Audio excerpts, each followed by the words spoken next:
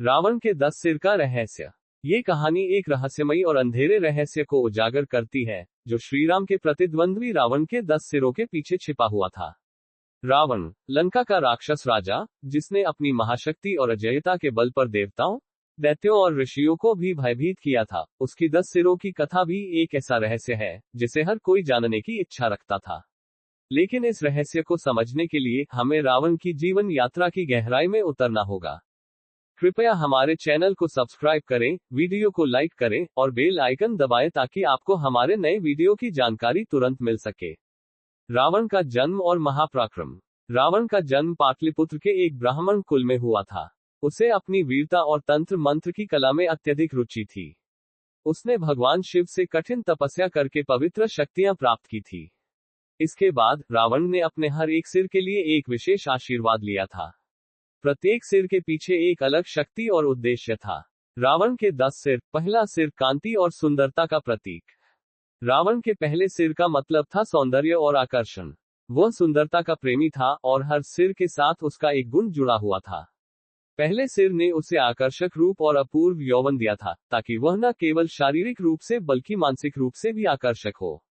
दूसरा सिर शक्ति का प्रतीक। रावण का दूसरा सिर उसकी शक्ति का प्रतीक था। ये सिर उसे असाधारण शारीरिक ताकत और अद्वितीय युद्ध कौशल प्रदान करता था। वह अद्वितीय लड़ाई में अप्रतिम था और उसने अपने दूसरे सिर से अनगिनत योद्धाओं को हराया। रावण का नाम तब चारों दिशाओं में फैल चुका था। तीसरा सिर बुद्धिमत्ता का प्रतीक। तीसरा सिर रावण की बुद्धिमत्ता का प्रतीक था। ये सिर उसे दार्शनिक दृष्टिकोण और गहरी समझ का आशीर्वाद देता था।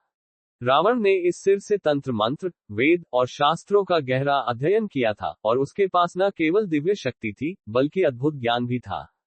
यही कारण था कि वह देवताओं से भी अधिक समझदार माना जाता था। चौथा सिर अहंकार और आत्ममुग्धता का प्रतीक।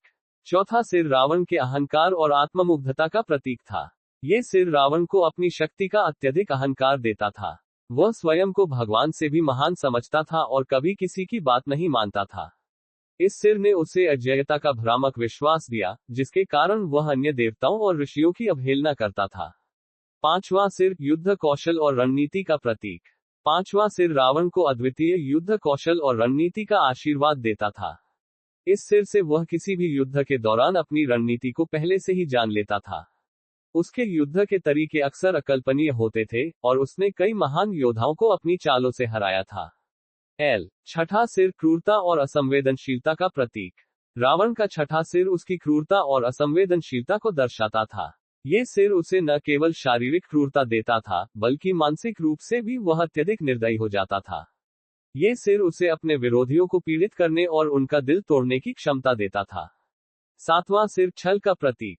सातवां सिर रावण की छल, छद्म और धोखाधड़ी के प्रतीक के रूप में कार्य करता था। ये सिर उसे दूसरों से झूठ बोलने, छल करने और उन्हें अपने स्वार्थ के लिए धोखा देने की शक्ति प्रदान करता था।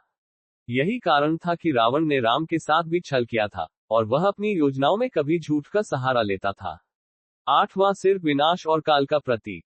आठवां सिर रावण का काल और विनाश का प्रतीक था। ये सिर उसे विश्व के संहारक बनने की क्षमता देता था। रावण ने इस सिर से देवताओं और असुरों के बीच बड़े युद्ध लड़े थे और वह हमेशा अपने विरोधियों को नष्ट करने का मार्ग ढूंढता था। उसके इस सिर से उसने कई बार युद्ध भूमि को तबाह किया था। नौवां सिर मोक्ष और शांति का प्रतीक। रावण का नौवां सिर अंततः मोक्ष और शांति का प्रतीक था। ये सिर रावण के भीतर छिपी एक अदृश्य आशा को दर्शाता था, जो उसकी मृत्यु के समय उसे मोक्ष की प्राप्ति के रूप में जागृत होती है। रावण, जो हमेशा के लिए अजेयता की तलाश में था, अंततः अपनी मृत्यु के बाद मोक्ष प्राप्त करता है, जैसा कि उसके 9वें सिर से संकेत मिलता था। रावण के 10 सिरों का रहस्य। रावण के 10 सिरों का रहस्य केवल शारीरिक नहीं था, बल्कि यह उसकी मानसिकता, शक्ति और आंतरिक संघर्षों को भी दर्शाता था। रावण का हर सिर उसके व्यक्तित्व के एक पहलू को उजागर करता था। हर सिर ने उसे विशेष शक्तियां दी, लेकिन उसकी मृत्यु के बाद ये सिद्ध हो गया कि कोई भी शक्ति अहंकार और विनाश के साथ नहीं रहती। श्रीराम के हाथों रावण की हार और उसका नाश इस बात का प्रतीक था कि जीवन में संतुलन, भक्ति और अहंकार से मुक्त होकर ही कोई सच्ची शक्ति प्राप्त कर सकता है। रावण की यह कहानी आज भी हमारे लिए एक शिक्षाप्रद है, जो हमें ये सिखाती है कि अत्यधिक शक्ति और अहंकार अंततः विनाश का कारण बनते हैं और शांति और साधना ही असली शक्ति है।